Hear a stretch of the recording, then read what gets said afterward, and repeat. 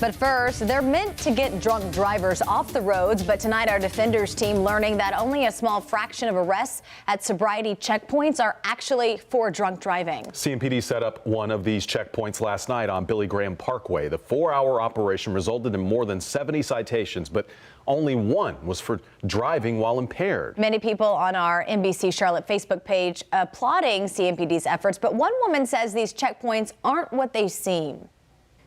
We really need to think about the cost effectiveness. NBC Charlotte Defender Nathan Morabito live at 6. Nathan, most of the time police don't even call these sobriety checkpoints anymore, do they? They don't, and it's not surprising when you look at the numbers. You know, we were mentioning here on Billy Graham last night at a checkpoint, police arrested just one person for DWI. Some nights at these checkpoints, officers don't make a single DWI arrest, but arrests are just part of the mission. Deterring. The DWI task force will be out in full force. The blue lights, long line of cars, and advance notice. CMPD routinely partners with other agencies to hold checkpoints on roads where crash statistics show a need for proactive policing. We have to have a traffic safety purpose for being there. Our review of city records show the brief intrusions of people's freedom in the name of public safety account for more than 900 arrests and citations, but only 11% of those are for driving while impaired. The majority of the rest are for tag and inspection violations, no license, driving with a license revoked, and other traffic crimes. They're a bit antiquated in my mind. While CMPD tracks the number of arrests at checkpoints, the agency does not track the number of drivers its officers stop. I think there are things that may work better. Which leaves Attorney Bill Powers, a past member of the governor's DWI task force, questioning their effectiveness. I'm more of a fan of saturation patrols. Patrols require reasonable suspicion before someone's pulled over. That's not needed at checkpoints.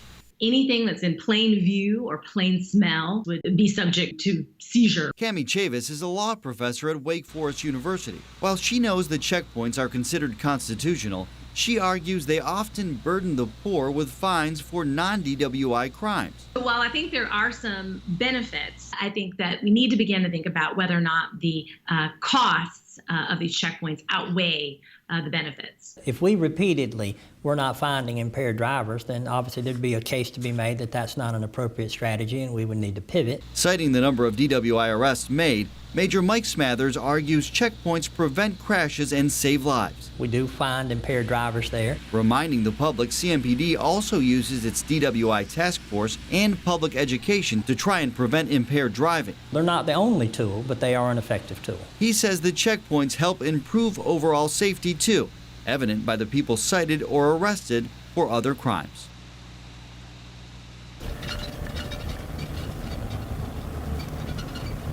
CMPD says officers often let people off with warnings, telling us it's all about changing drivers' behavior. And while DWI arrests are rare at these checkpoints, over the last 2 years, CMPD's arrested more than 100 people for DWI. That doesn't include the more than 60 arrests that are cited for open containers and drugs.